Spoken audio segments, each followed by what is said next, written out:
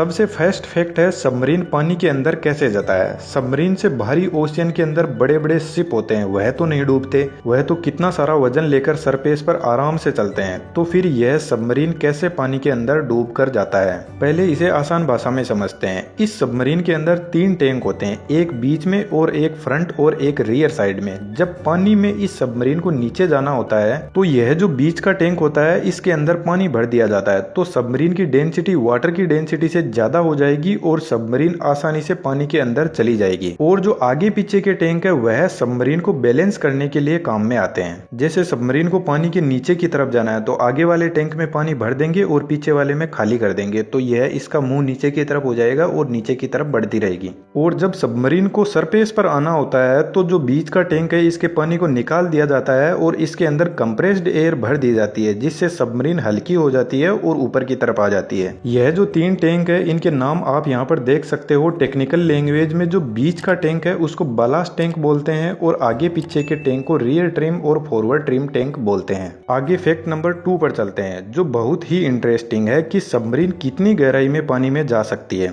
देखिए सबमरीन कितनी गहराई में जा सकती है इसके बारे में कोई भी देश की नेवी इसके बारे में कुछ भी नहीं बताती है, क्योंकि यही तो इसकी हिडन क्वालिटी होती है। जब सबमरीन को किसी पर अटैक करना होता है तो वह पानी में कौन सी जगह पर है इसके बारे में दुश्मन को ज्यादा जानकारी ना हो, यही बेहतर रहता है। लेकिन इंटरेस्टिंग यहाँ पर यह है कि यदि हम ओशियन को डेप्थ के अकॉर्डिंग डिवाइड कर दे तो यह सबमरीन का एरिया होता है कि कौन से एरिया में यह सबमरीन काम करेगी और कौन से एरिया से यह अटैक करेगी। टेस्ट डेप्थ वह एरिया है जिसमें सबमरीन अपने नॉर्मल ऑपरेशन को परफॉर्म करती है नॉर्मल कंडीशन के अंदर। इसके बाद यदि और डेप्थ में जाए तो आती है ऑपरेटिंग डेप्थ। इस एरिया में सबमरीन अपने जो भी ऑपरेशन है वह अच्छे से परफॉर्म कर सकती है। जब कोई वार होती है तो इस एरिया से सबमरीन को ऑपरेट किया जाता है। एक तरीके से ऐसा कहा जा सकता है कि सबमरीन की जो पानी में डेप्थ में जाने की कैपेसिटी होती है उसमें से इस ऑपरेटिंग डेप्थ के अंदर यह सबमरीन सही से काम करती है, अपने पूरे ऑपरेशन को अच्छे से परफॉर्म कर सकती है। लेकिन यदि सबमरीन इसके आगे और चली गई पानी की डेप्थ में तो इस एरिया को क्रश डेप्थ बोलते हैं। यहाँ पर सबमरीन के साथ में कुछ भी हो सकता है, क्योंकि अब सबमरीन डूबने की कंडीशन में आ गई है और इतनी गहराई में सबमरीन पर पानी का प्रेशर इतना ज्यादा होगा कि वह इस प्रेशर को सहन नहीं कर सकती, क्योंकि पूरा का पूरा ओशियन इस सबमरीन को प्रेशराइज कर रहा है पानी से। फैक्ट नंबर 3 की भी हम इसी पॉइंट में जान लेते हैं कि इस डेप्थ के अंदर सबमरीन और सबमरीन के अंदर जो क्रू मेंबर की टीम है उसके साथ में क्या होगा।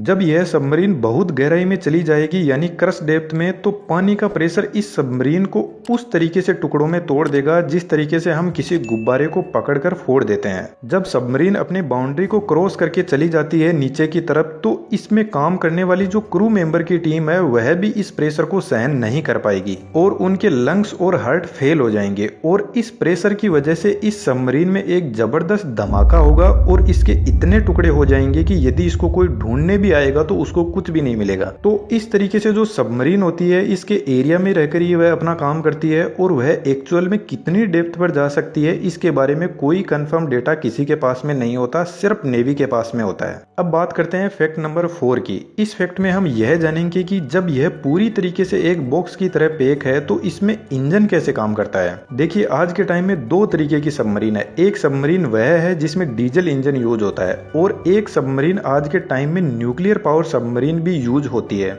जो डीजल इंजन सबमरीन होती है उसमें जब डीजल इंजन को स्टार्ट किया जाता है तो वह बहुत ज्यादा पोल्यूशन क्रिएट करता है और एक बंद डिब्बे के अंदर यदि यह इंजन चलता रहेगा तो इसके अंदर जो भी काम करने वाले क्रू मेंबर है वह मर जाएंगे घुट घुट के। तो इसलिए इसमें डीजल इंजन के साथ में एक बहुत ही बड़ा बैटरी पैक होता है, तो इस डीजल इंजन का इन बैटरी को चार्ज करने के लिए काम में लिया जाता है। जब इन बैटरी को चार्ज करना होता है तो सबमरीन ओशियन के सरफेस पर आती है और अपने इंजन चालू करती है और इन बैटरी को चार्ज करती है। जब यह चार्ज हो जाती है तो इंजन को बंद करके यह अपनी डेप्थ में वापस चली जाती है।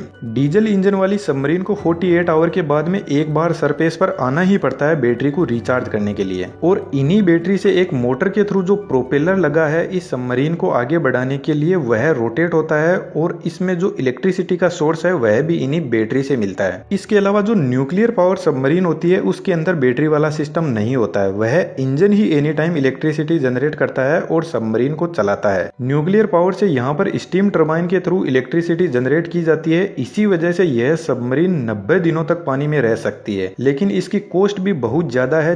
4 डीजल इंजन इंजन सबमरीन के बराबर एक न्यूक्लियर पावर सबमरीन की कॉस्ट आती है। और साथ में न्यूक्लियर पावर वाला इंजन कंटिन्यूअसली चलता रहता है तो यह पानी में आवाज भी बहुत ज्यादा करता है। लेकिन दोनों इंजन के अपने अलग अलग फायदे हैं और नुकसान है। डीजल इंजन को अपनी बैटरी को पानी में रिचार्ज करने के लिए एक टेक्नोलॉजी डेवलप की गई जिसका नाम है स्नोरकेल। इसके अंदर सबमरीन जब पानी में होता है तब इस स्नोरकेल की हेल्प से जो इंजन का एग्जॉस्ट है उसको एक पाइप के थ्रू ओशियन के सरफेस पर छोड़ दिया जाता है। लेकिन इनका भी नुकसान है कि किसी को पता लग सकता है कि यहाँ पर कोई सबमरीन है।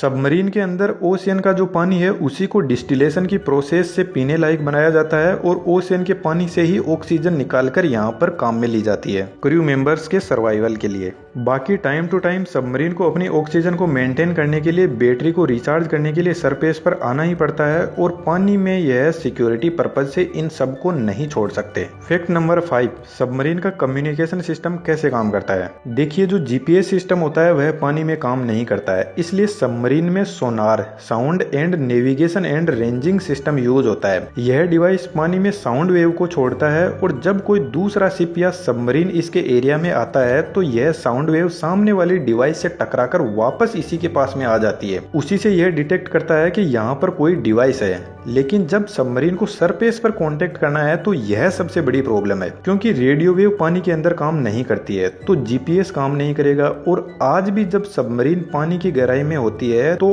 अर्थ से कांटेक्ट करने के लिए very low frequency system use करती है। पहले के टाइम में सबमरीन को कांटेक्ट करने के लिए सरफेस पर आना पड़ता था, लेकिन यदि आज सबमरीन सरफेस पर आएगी तो फिर उसका मतलब क्या रह जाएगा। इसलिए very low frequency signal submarine से जनरेट किया जाता है और इसको रिसीव करने के लिए बहुत ही बड़े बड़े एंटीना लगाने पड़ते हैं अर्थ पर। फिर भी उनकी एफिशिएंसी बहुत ही कम होती है